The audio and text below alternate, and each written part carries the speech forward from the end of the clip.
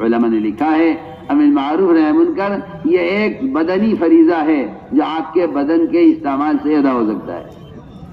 کتاب میں معروفات کا علم ہے، منکرات کا علم ہے، لیکن امر بالمعروف نہی عن المنکر کی عملی محنت اس کے لیے بدن کا استعمال اصل ہے. اور یہ بات علماء نے خوب لکھی ہے کہ معروفات پر دوسروں کا آمادہ کیے بغیر اور دوسروں کو منکر سے روکے بغیر ایمان کی تکمیل نہیں ہوتی. قرآن کی آیت کا مفہوم یہی ہے، تأمرون بالمعروف وتنہون عن المنکر وتؤمنون باللہ. یہ ایمان کی تکمیل کا سبب ہے. ہم نے عرض کیا اللہ کا تعلق پیدا ہونے کے لیے، اس کی عظمت، اس کی وحدانیت کے دل میں اتارنے کے لیے اس کے گھر میں رہنا اور اس کی بڑائی کو یہاں آ کر سننا یہ ایک لازمی چیز ہے. اس سے ایمان میں کمال پیدا ہوتا ہے. اور یہ یقینی بات ہے کہ جب آدمی کا یقین مخلوق سے خالق کی طرف اور اسباب سے حکموں کی طرف اور دنیا سے آخر کی طرف پھر جاتا ہے، اس کے لیے اعمال کا چھوڑنا اس سے زیادہ مشکل ہو جاتا ہے جتنا اس کے لیے اعمال کا کرنا اب مشکل ہے. یہ ہے پہلی صفت ایمان کہ اللہ کی ذات عالی پر یقین آئے. اس ذات پر یقین آنا اس کے احکام سے کامیابی کا یقین پیدا ہونا ہے. جس کو اس کے احکام سے کامیابی کا یقین نہیں ہے اس کو اللہ کی ذات پر یقین نہیں ہے. پکی بات. اگر کوئی جاننا چاہتا ہے کہ اس کا یقین اللہ کی ذات پر آ گیا ہے تو یہ دیکھ لے کہ وہ اس کے احکام کو پورا کرتا ہے یا نہیں کرتا. اگر وہ اس کے احکام کو ضائع کر رہا ہے تو اس کا یقین اللہ کے غیر پر ہے، اور اگر یہ اللہ کے احکام کو پورا کر رہا ہے تو اس کا یقین اللہ کی ذات پر ہے. دوسری بات یہ ہے کہ جب تک یہ یقین درست نہ ہو اس وقت تک اللہ کے احکام پورے نہیں ہو سکتے. چاہے وہ نماز ہی کیوں نہ ہو، یہ نماز کو ضائع کرے گا دکان کے لیے، یہ اس بات کی پکی علامت ہے کہ اس کا یقین دکان سے پلنے کا ہے، نماز سے پلنے کا نہیں ہے. اس بات کی علامت ہے. اگر یہ حکم پر دکان نہیں چھوڑتا ہے اس کا یقین دکان سے پلنے کا ہے. اللہ تعالیٰ کا نظام ہے کہ اللہ رب العزت ایمان کو جانچنے کے لیے اس کی دکان کے مقابلے میں نماز لائیں گے، اس کی نیند کے مقابلے میں نماز لائیں گے، اس کے مال کے مقابلے میں زکوٰۃ لائیں گے، اس کی بھوک کے مقابلے میں روزہ لائیں گے، اس کی شہوت کے مقابلے میں زنا کو حرام کریں گے، اس کے مال کی ضرورت کے مقابلے میں چوری کو حرام کریں گے. دیکھنا چاہیں گے کہ یہ اپنے تقاضے کو دبا کے میرا حکم برا کرتا ہے یا نہیں. جتنے بھی احکام ہیں آپ اٹھا کر دیکھ لیجئے، سارے احکام انسان کے فطری تقاضوں کے خلاف ملیں گے. مال کی ضرورت زکوٰۃ فرض، نیند کی ضرورت نماز فرض، کھانے کی ضرورت روزہ فرض. سارے احکام دیکھیں آپ اٹھا کر. شہوت کا تقاضا زنا حرام، مال کا تقاضا چوری حرام. صرف اللہ تعالیٰ دیکھنا چاہتے ہیں میرا بندہ میرے حکم پر اپنے تقاضے کو کتنا قربان کر رہا ہے. یہ ہے اصل بات. اس کی استعداد جو پیدا ہوگی وہ عمل مسجد کے ماحول سے پیدا ہوگی. اس لیے کہ ملائکہ کی صفت ہے لا یعصون اللہ ما امرهم ویفعلون ما یؤمرون. ملائکہ ہر وقت عبادت میں ہیں. جب عبادت کرنے والوں کے ساتھ رہو گے تو عبادت کی استعداد پیدا ہوگی. جس طرح شیاطین کے ساتھ بازاری ماحول میں رہ کر منکرات کی عادت پیدا ہوئی ہے، اس طرح فرشتوں کے ساتھ رہنے سے عمل کا شوق اور عبادت کا شوق پیدا ہوگا.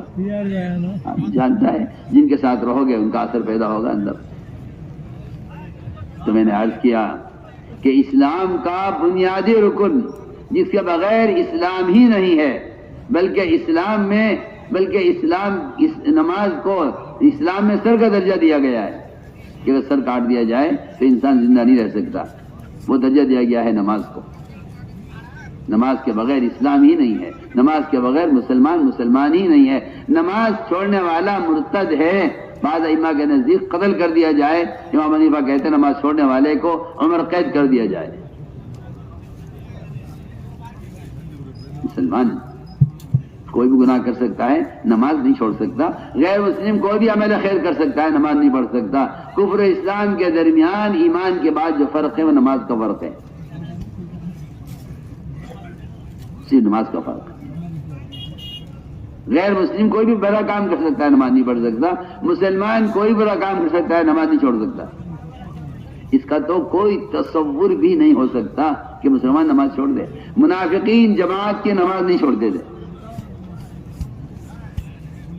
میرے دوست عزیزو، اس راستے میں نکلنے کی، میں حق کی بات نقل کر رہا ہوں، فرماتے تھے اس راستے میں نکلنے کی ہر ایک کی غرض یہ ہے تاکہ عبادت میں کمال پیدا کرے۔ یہاں دکان ساتھ لگی ہوئی ہے، نفلیں چھوٹ گئی، یہاں گاہک پیچھے لگا ہوا ہے، فرض چھوٹ گیا، یہاں گھر کے تقاضے لگے ہوئے ہیں، تہجد چھوٹ گئی، یہاں کارخانے کے تقاضے لگے ہوئے ہیں، سنتوں کا وقت نہیں ملا، آدمی رفتہ رفتہ عبادت کا شوق ختم کر دیتا ہے، عبادت کی استعداد ختم ہو جاتی ہے۔ اس راستے میں نکلنے کی غرض اپنی نماز میں کمال پیدا کرنا ہے۔ مولانا فرماتے تھے جس چیز کو آگے بڑھانا چاہتے ہو عمل کے اعتبار سے، اس کو اللہ کے راستے میں نکل کر زیادہ کرو۔ عمر رضی اللہ تعالیٰ عنہ جماعتوں کو رخصت کرتے ہوئے فرماتے تھے کہ میں تمہیں اس لیے بھیج رہا ہوں جماعت میں تاکہ تمہاری نماز میں کمال پیدا ہو۔ یہ مدینے میں رہنے والوں کو کہہ رہے ہیں، مدینے میں رہنے والے، حضرت عمر کے زمانے کی بات کر رہا ہوں۔ آج ایک آدمی یہ کہتا ہے ہمیں تو نماز پڑھنی آتی ہے نکلنے کی۔ عمر رضی اللہ تعالیٰ نے اپنے زمانے کے مدینے میں رہنے والوں کو یہ کہہ کر بھیج رہے ہیں اللہ کے راستے میں کہ میں تمہیں ذات سے نکال رہا ہوں تاکہ جماعت میں نکل کر اپنی نماز میں کمال پیدا کرو۔ آپ سوچئے تو صحیح، کیا تبلیغ میں نکلنا صرف نماز سیکھنے کے لیے ہے؟ بے شک جو لوگ نئے نکلیں گے نماز سیکھیں گے، علماء کی صحبت میں رہ کر نماز سیکھیں گے، تحیات بھی سیکھیں گے، دعا قنوت بھی سیکھیں گے، وہ نیت بھی سیکھیں گے، وہ سلام پھیرنا بھی سیکھیں گے، رکوع سجدہ بھی سیکھیں گے، وہ قرآن بھی سیکھیں گے، فاتحہ بھی سیکھیں گے، اس کی کوئی شک نہیں ہے۔ مگر مدینہ منورہ میں عمر کے زمانہ ہو اور وہاں کے رہنے والوں کو نماز نہ آتی ہو، ایسا ہو سکتا ہے؟ جہاں کسی کو دکان کھولنے کی اجازت نہیں تھی، تجارت کے احکام سیکھے بغیر کیا وہاں پہ مسلمان ایسا ہو سکتا ہے کہ اس کو نماز نہ آتی ہو؟ لیکن فرمایا حکمت رضی اللہ کہ میں تمہیں اس سے نکال رہا ہوں جماعت میں مدینے سے باہر تاکہ تم نماز میں کمال پیدا کرو جا کے اللہ کے راستے میں۔ کیوں؟ کیا مدینے میں رہ کر نماز میں کمال نہیں ہو سکتا؟ دیکھو میں عرض کرنا چاہتا ہوں کہ جب دنیاوی تقاضوں کی وجہ سے عمل کا معیار گھٹ جائے تو چاہیے کہ عمل کے معیار کو بلند کرنے کے لیے دنیا کو پوری طرح چھوڑ دیا جائے۔ کچھ وقت کے لیے چھوڑنا پڑے گا اس کو۔ میں ایک مثال دیتا ہوں آپ کو آسان۔ کسی کی 2 بیویاں ہوں، اس کو دوسری بیوی کو وقت دینے کے لیے ایک بیوی کو کچھ وقت کے لیے چھوڑنا پڑے گا۔ میں مثال دے رہا ہوں بہت آسان کہ جی دیکھیے 2 دن اس کے لیے ہے، 2 دن اس کے لیے، مثال کے طور پر تو آپ کو کچھ وقت کے لیے ایک کو چھوڑنا پڑے گا۔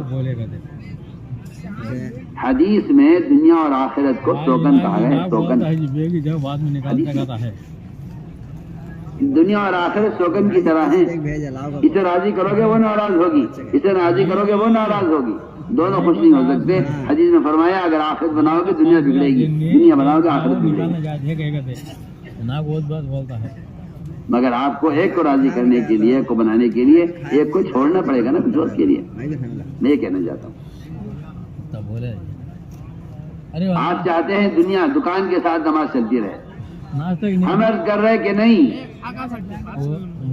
سال کے 4 مہینے اس لیے فارغ کرو، ہر سال 4 مہینے اس لیے لگاؤ تاکہ میں سال کے 4 مہینے اس طرح گزرے میرے کہ جس میں تہجد پوری، تلاوت وقت پر، تسبیحات وقت پر، ذکر وقت پر، یہ سارے اعمال مسجد کے ماحول میں گزاروں۔ میں آپ سے پوچھتا ہوں بیمار کتنا وقت سال میں رہتا ہے؟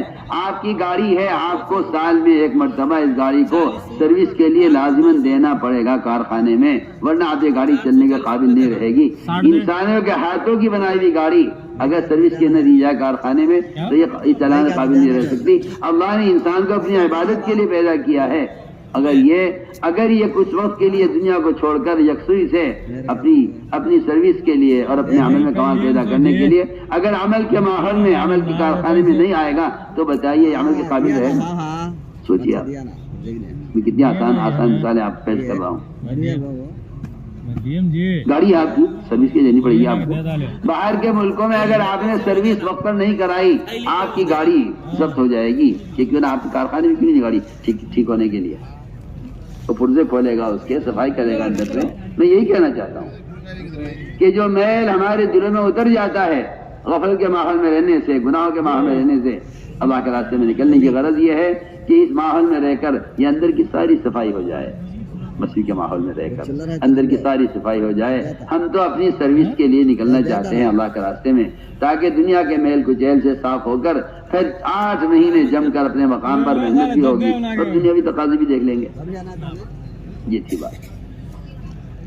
آپ معمولی سے معمولی چیز کے بارے میں کہتے ہیں نہیں سروس ضروری ہے، آپ کارخانے بھیجنا پڑے گا اور آپ یہاں اس کی صفائی نہیں ہوگی، یہاں اس کی صفائی نہیں ہوگی، اس کو کارخانے بھیجنا پڑے گا، وہ اس کو کھول کر صاف کر کے فٹ کریں گے.